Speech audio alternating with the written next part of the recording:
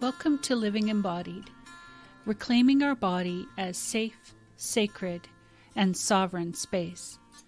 This is a podcast where we explore mental health and well-being through nurturing the mind-body connection.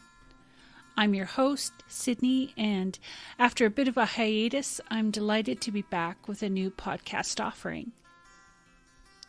For those who are new to the podcast, let me tell you a bit about myself. I'm a social worker and psychotherapist with a passion for working with people who want a different relationship with their body. For some, the work is to heal from body shame. Others are simply looking for ways to come into a relationship of peace, trust, and respect with the body. We all need support in making wise choices for ourselves and our body in a world that is determined to make those choices for us. I'm coming to you from Penticton, British Columbia, where I make my home in the Okanagan Valley. This is the traditional and unceded territory of the Okanagan Silks people. What I share in this podcast is shaped by my lived reality of being a white, cisgendered, fat woman who has been a social worker and therapist for over 15 years. I think it's important for you to know I live and work with people from a weight-neutral perspective, which, among other things, means this podcast is a diet talk and body-shaming free zone. For more information about me and my practice, check out my site at gaiatherapy.net, and you'll find links in the description. I'm really glad you're here. This podcast is a labor of love for me. My goal is to create and hold space where together through conversations and reflections, we can begin to gain an understanding of the role our body plays in our mental, physical, and spiritual well-being. Together, we will explore what it means to feel at home in our body and experience living life from the inside out. We set our intention to reclaim our wise body as friend and ally and uncover what it means to live an embodied life. So in this episode of Living Embodied, we meet Lisa Papez. Lisa is a tarot reader, educator, content creator, and author. I think you'll really enjoy this conversation. Lisa is very much a woman of wisdom and has so much insight to offer those on a healing journey, either with their body or just healing in ourselves in general. Our conversation takes some interesting twists and turns. Among deep exploration about how we relate to our body, Lisa and I talk about how we relate to our own selves and the difference between loneliness and being alone. We also explore the value of practicing mindful presence and accessing intuitive wisdom and the role of gentleness in healing and wellness. Okay, so let's dive in. Get yourself cozy and let's meet Lisa.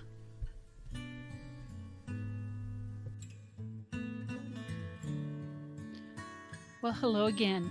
Welcome back. And I'm just really delighted to have with me Lisa Papez, who has joined me today to engage in some conversation.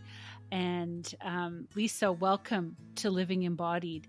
I'm so pleased to have you join me in discussion about our relationship with our bodies and well-being. Welcome, Lisa. Thank you so much. Thank you for having me. I'm looking forward to the conversation. Absolutely. Really great to have you here. As I mentioned in the introduction, I've known you for quite some time and certainly have admired and respected the work that you do. I think you do such interesting and important work out in the world, and really just happy to have some time to have you here and talk about some of that work. So let's launch right into that.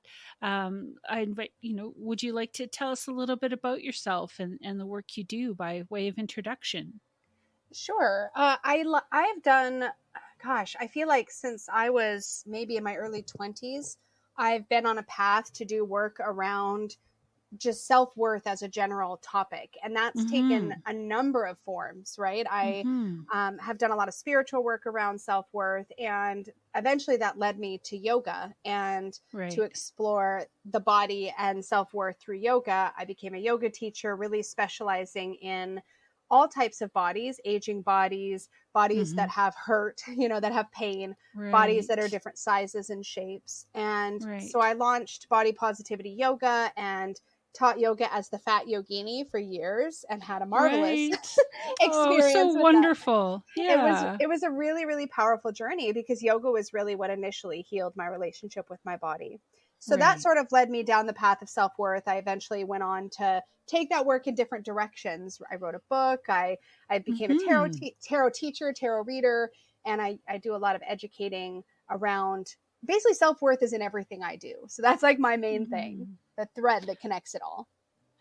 It's all just wonderful stuff, and I think you and I first met in circles of spiritual path groups, and certainly connected over uh, body image work, and around the especially the work you did with in your yoga, supporting yoga in all bodies, yoga in fat bodies, which is just beautiful, and the tarot I find really interesting and exciting. I've been checking out your website and watching some of your videos and learning from you, and also your writing is really amazing work.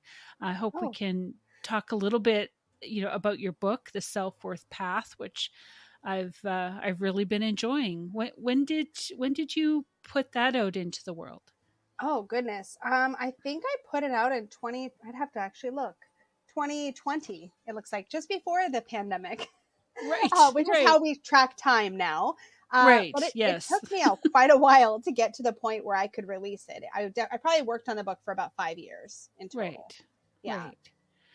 Yeah, I think you just have such a I don't know. I really like your framework and how you've conceptualized this healing work of a self worth path.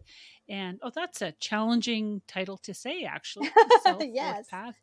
And so, just wanted to put that out there, and hopefully, we can maybe put a link to it or something in the episode description, because there's a lot of really great reflections and journal exercises, and yeah, just I think a really helpful tool for folks who are looking to whether heal their relationship with their body or just improve their well-being in general. A really great resource for sure. Oh, thank you so much. It's Yeah. actually a funny story, but I don't know how familiar you are with yoga in general. I feel like you are quite familiar. I'm a, I practice at home. I'm not a, yeah, I'm fairly familiar. How about I say that? Yeah, that works. That works because it was the 5 layers of self-worth that I go through in the book. It Mhm. is Mhm. really modeled after the kosha system, which is about how there's Ah, 5 layers of the self that take us deeper and deeper and deeper. And that's sort of how right. we walk the self-worth path. We start sort of, at least the way that I take us through is we start from the Yes. outside in and we work deeper and Right. deeper in layers. Right. Yeah. Okay. That's yeah, that makes sense. Because you definitely started with the I think it was the relationship with the body, and then some elements of self-awareness, Yep. right? Kind of move, yeah. Yeah. That's really really interesting how you intentionally create or su- developed or promote the system where people can you can kind of take one step at a time. Yeah, I think It it's sounds important to sort like. of meet yourself where you are in any work Yeah, around yourself. yeah, yeah, absolutely. So I've always felt a kinship or a resonance with the work you do, that definitely out there supporting body positivity, and um, I- you know how. all of the different ways of, through mental well-being, or through the intuition and tarot, or through actual, body work with the yoga practice. To me, these are all sort of beautiful pathways into this experience of embodiment. So I guess I'm transitioning into that part of our conversation, Lisa, and the question around what is your understanding of embodiment, and why do you think Mhm. it's important, or something to pursue or practice? To me, ultimately, embodiment is really the concept of the mind body connection, or the soul or self body connection. And to me, when I do come at this from, I guess I would say, a body acceptance perspective, in the sense that I would Right. say that when we're at war with our physical self, when we feel not at home in our skin, when we feel Mm-hmm. like our body is somehow separate from us, or something we try to distance ourselves from, then we Right. move through the world as if we don't have a right to be there, that we don't have a right to take up space. Whereas when we have a solid relationship with our body, we don't have to love every aspect of ourselves, in my opinion. But when we build that sort of rapport with our physical self, and we sort of bridge the gap between self and body, when we do that well, then we can walk through the world as if we have a right to be there, a right to take up space. And we have a tendency to move through the world much differently when we're embodied than we do when we're not. Mm. Um, can you think of an example of that off the top of your head, in terms of moving differently through the world? Well, sure. In a literal Um, sense, we, yeah. when we are not embodied, when we don't feel comfortable in our skin, we might have a Mm-hmm. tendency to not look the world squarely in the face. We might, like, literally look at our feet Ah, when we walk. We might slouch. right, That's how right. it manifests, in my opinion, physically. We assume that we have to get out of everybody else's way, which is polite, of course, but there's more to it than that. There's this feeling of not feeling like we have a right to be there, that sort of bleeds Mm-hmm. into the way that we move physically. And then when you take Mm-hmm. it to deeper layers, then you're talking about, do you feel comfortable showing up? Do you feel comfortable putting your important words or work forward? Do you feel like you have a right to have a voice? Do you feel like you have a right to share the things you're passionate about, or state your opinions with confidence? At what point Mm-hmm. do you really be present, versus when are you hiding or retreating into yourself? Mm-hmm. It's it really speaks to how sort of the issue of body positivity, is so much more than, I don't know, just, how good I feel in a pair of jeans, maybe, Oh, or right. There's sort yes. of ramification. Those are huge ramifications that you're talking about, in Well, right. terms of developing a more peaceful, or centered, or settled relationship with your body. Has impacts on your ability to connect authentically in relationships, to express your, engage in your work, and your passion in the world, in a meaningful and authentic way. Absolutely. I think it's interesting, the piece about how you engage in relationships, because when you don't feel good in your skin, again, a lot of this, like you said, it sort of feels as though the focus on body positivity or body Mm-hmm. acceptance is often Mm-hmm. on aesthetics. Like, we want to look a certain Right. way, or we want to fit in. Right. I think to some Right. degree there's a piece to address there around societal beauty standards and such. Sure.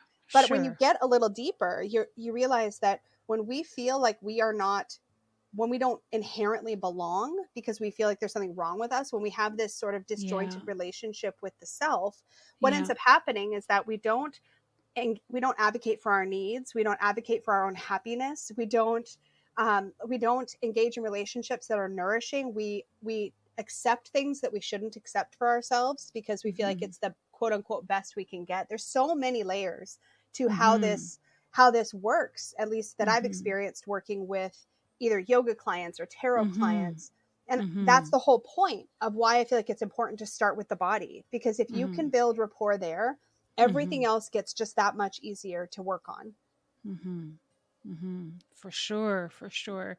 And I think it bears circling back to, and maybe highlighting the point you made earlier around, you don't necessarily have to love every, part of your body. It's, and that maybe relates to that breaking beyond just the aesthetics piece, right? Mm-hmm.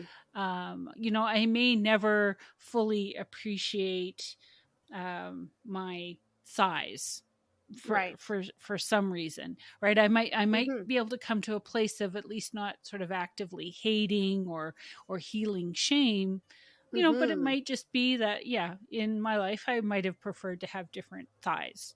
Yeah, I don't know if, exactly. if that makes sense. It absolutely Yeah, makes sense. And I think yeah, I think one of the other things that happens for people is we sometimes do a disservice by speaking about body acceptance from a place of love your body, because yeah, tell somebody with chronic pain to love their body, right, or tell somebody right. who, isn't able to physically function in the world the way that they want to love their Mm-hmm, body. It's really challenging mm-hmm, stuff. But if we can mm-hmm. recognize that, like, this is the body we have, so how can we build a relationship with the body we have now, Mm-hmm. not the body we wish we had, then suddenly we give Right. ourselves permission to be enough as we are.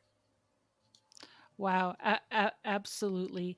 Often I'm talking with folks about, sort of letting go that possible future body, and Yes. just as you're suggesting, or saying that, how can we get into relationship with, the body we're in right here and right now. Yes. Yeah. It's so Um, important. hmm Now, this is, I like I say, I'm kind of making my way through your book, and I've just been reading the section on aloneness versus loneliness. And I don't mean to throw a curveball at you, but I guess it is a little bit of one, just in terms of, you know, would you be willing to speak to this idea of sort of developing that comfort with yourself and Yeah. that relationship, like you say in the book, that you are the only person that you absolutely will spend for sure the rest of your life with, Yeah. right? I think it's true. I mean, when I spent a lot of years feeling really uncomfortable being alone, and a lot of that has to do Hmm. with upbringing and never having privacy or alone time, and not Hmm. really being in a position to where it was cultivated. That idea of having Hmm. just building a relationship with yourself was not something that was ever even a thought for me for Right. years and years.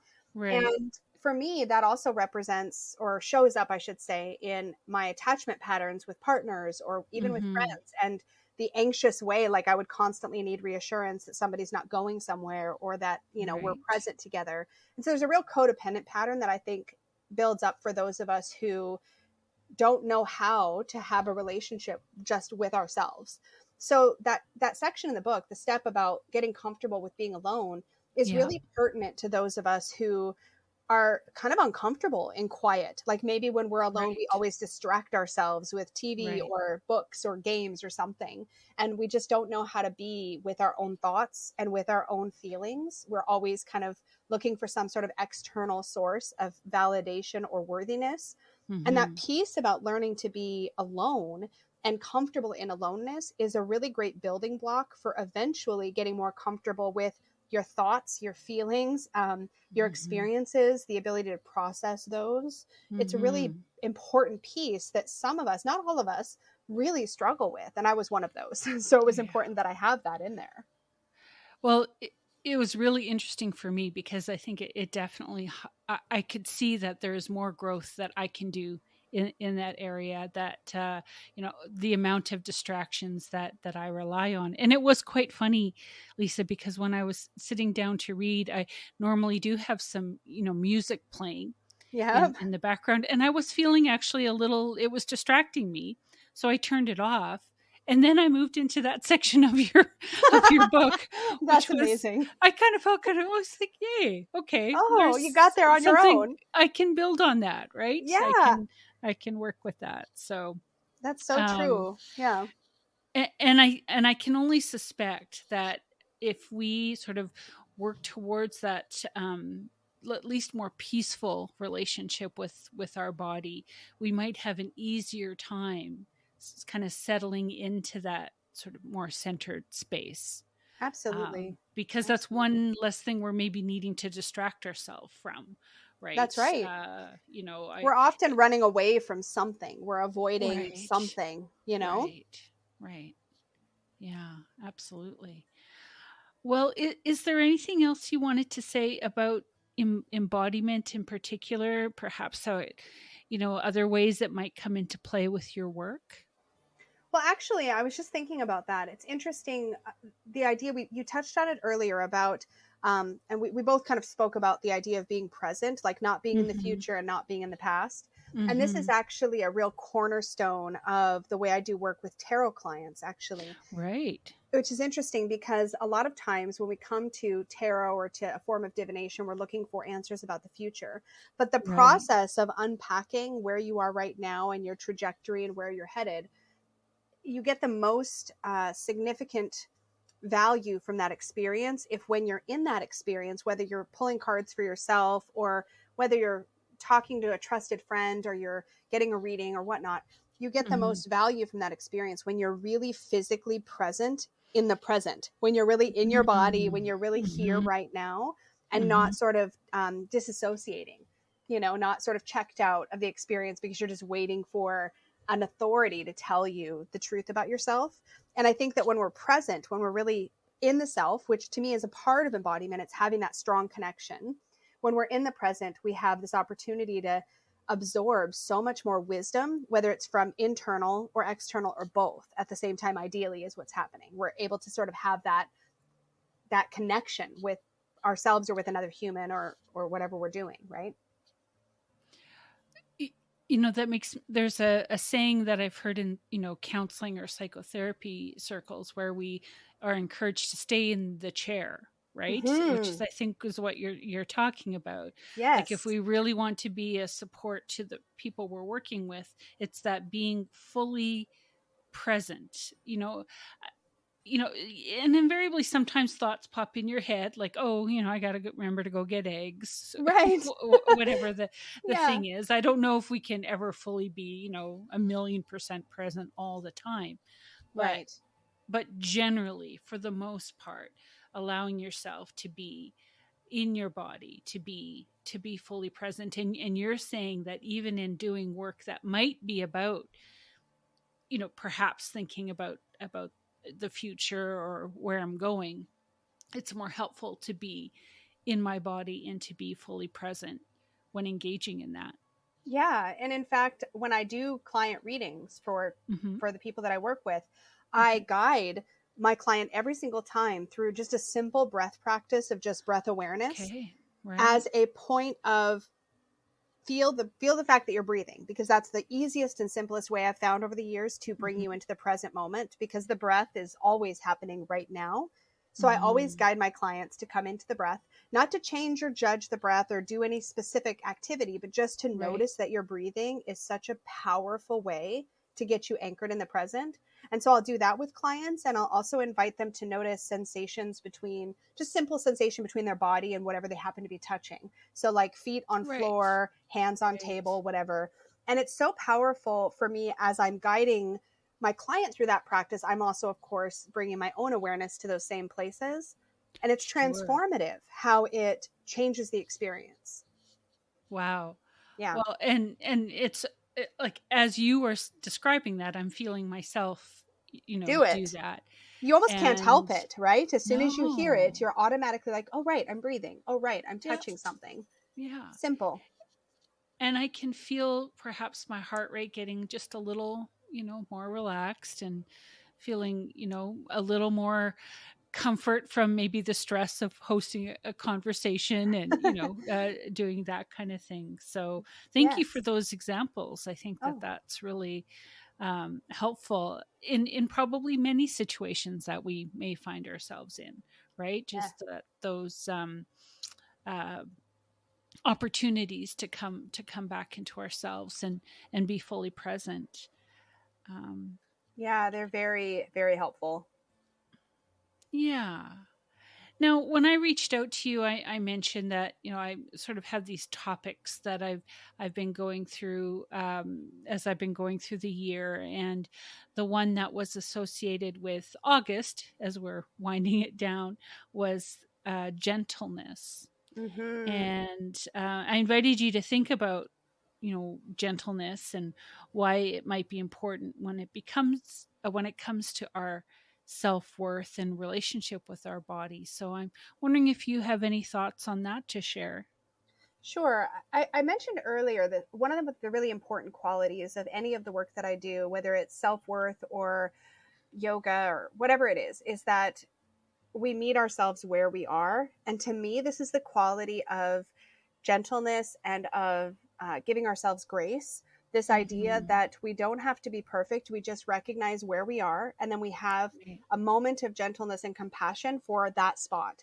And that's such an important part of how I do any work, whether it's work on myself, self-development, such things, stuff like that, or whether it is guiding somebody else through an experience, that space of reminding ourselves or reminding other that we can meet ourselves exactly in the space that we're in now, and that we can do that without judgment, or we can strive to do that without judgment. That's, to me, cultivating a space where we create the perfect conditions for growth. It's a very powerful thing to say, because I think many of us feel that that we need to be harsh with ourselves to motivate ourselves to do whatever, whether it's related to productivity or even for growth, or in terms of our personal selves or in relationships. We tend to have this idea that no, we gotta give ourselves a kick in the ass in order to get anything done. It's so true. And yet, I suspect, from what I've understood, it's strange, because you may get an initial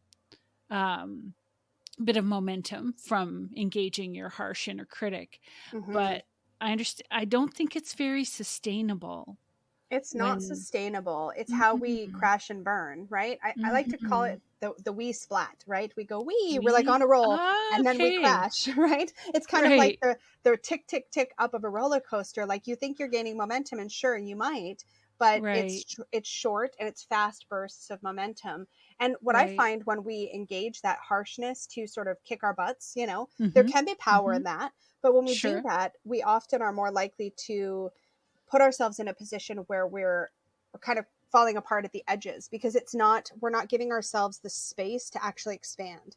When I think gentleness, I think about creating space to stretch and move, because there's an openness to that sense of self-acceptance, right? But when we come at it with restriction and judgment and kind of harshness, that sort of presses in on us. So we don't have space to grow and expand within that environment. And we can think of it the same as there's probably a million analogies, but you could think about a plant. If you hem it all in with a bunch of things you're thinking are trying to help it, and it has no room to actually, if it's not in the big enough pot, it's still not going to grow, no matter how much pressure you put it under. And I have a black thumb. I don't know why a plant analogy came to me, but there it is. It's the strangest thing. But yeah, I think gentleness and meeting ourselves where we are gives us that opportunity to expand. It's our bigger pot, right? Yeah. And what I've often talked with folks about, and in my own work, I think it's true that when we hold ourselves in gentleness, we develop a greater sense of safety within ourselves. And if we feel safer within ourselves, I think we're more willing to see ourselves clearly, which then means we're more apt to actually see where are our challenges and where do we have opportunities for growth. And I think we're also more likely to perhaps be vulnerable and take risks, because we know that when we invariably run into those bumps in the road, that we'll be holding ourselves in gentleness, so we don't have to be afraid of ourselves. I don't know if I'm explaining that very well. No, but that was beautifully put. Put. It's true that we can have our own back, that we can support ourselves through processes. And a lot of us don't come up in life with a lot of self-trust, and those skills aren't necessarily cultivated in society, right? We're constantly fed external sources of validation, or of we're constantly told we're not good enough. That's the nature of any kind of marketing, right? So when we have that softness for ourselves, when we have the gentleness for ourselves, we can begin to cultivate that self-trust and realize that even if other people let us down, we don't have to let ourselves down. We can have our own back. Which is, again, sort of bringing in that power of developing our space of aloneness with ourselves, right? Yes. And knowing that, again, that is the relationship that'll be with us the rest of our lives. So it's an important one to develop and nurture. Absolutely. Well, was there anything else you wanted to say about the topic of gentleness? Not that I can think of. I think the biggest thing, like I said, is just cultivating that soft space, and also kind of crowding out the inner critic with your own voice. I think is really important, with a more confident inner voice. Yeah. Not giving it the room to sort of take root. Yes. Yeah. Yes. I often talk about turning down the volume on the inner critic and turning up the volume on, other more helpful voices in there. Right? Yes. Yeah, for sure. For sure. Oh, I feel like we could probably go down many more interesting rabbit holes in this conversation. But I want to thank you for, I don't know, Lisa, I just feel like you just have this wonderful, an image of the metaphor that's coming to me is like a beautiful spider web of kind of, support and healing and growth, and all at the center, of course, self-worth, right there in the center, holding it all together. And again, I want to thank you for taking some time to come and speak with me. Do you have any resources that you might recommend to folks? Certainly, I want to put the self-worth path right up there, and your supportive tarot work. Is there anything else you wanted to highlight? Oh gosh, I am a huge fan of Health at Every Size, obviously, by Dr. Bacon. I'm also a big fan of Brene Brown's work. I think she's got a lot of wisdom in her writing that really, I think, is instrumental, I think, for a lot of us in cultivating vulnerability and authenticity. I think her work has been very profound. So I always recommend anything by her, but especially, what was her first book? The one that just... it's not coming to me either, but we can look it up and put it in the podcast description, because my brain is failing me too. It's I think it's The Power of Vulnerability or something along those lines. But so good. But I love her work for sure. That'd be the top of my list. Absolutely. Well, thank you. And so how can people find you, Lisa? The easiest way to find me is probably outside of YouTube, which is where I make all of my content these days. The easiest place is probably my website. So you can look me up at lisapapez.com or supportivetarot.com. They both go to the same place. So that's the easiest way to find me online. Oh, excellent. Well, I'm kind of sad to wrap up our conversation, and I hope maybe we can do this again sometime. But I want to thank you once again for your time and your insight. It's been a real pleasure, and we'll certainly put your contact information and links and all that good stuff in the podcast description. Oh, thank you so much. And thank you for all the work that you do around embodiment. This is so important, and we need more voices like yours out there to spread that message, right? Well, thank you. It's so helpful to have, other folks out there. And I definitely, like I say, you're one of those, beacons of light that, in my own sort of web of support, and knowing that, we're not out there alone. No, definitely not. Yeah. Thank you very much, Lisa. It was a real pleasure, and we'll talk to you again soon. All right. Thank you so much. Okay. Bye-bye. Okay. Bye-bye.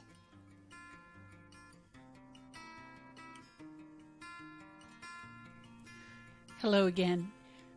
I hope you enjoyed listening to my conversation with Lisa as much as I enjoyed experiencing it. And I hope you find spaces and places to be fully present and gentle with yourself. Lisa's work is a great resource for embodiment and healing work. Be sure to check out her contact information in the episode description and connect with her if you feel so called. And if you're looking for therapeutic support in your healing journey, please reach out to me via my website at gaiatherapy.net. Sign up for my newsletter. Links to both are in the episode description. And with that, I bid you a fond farewell. Thank you so much for listening, and may you experience your body as safe, sacred, and sovereign space.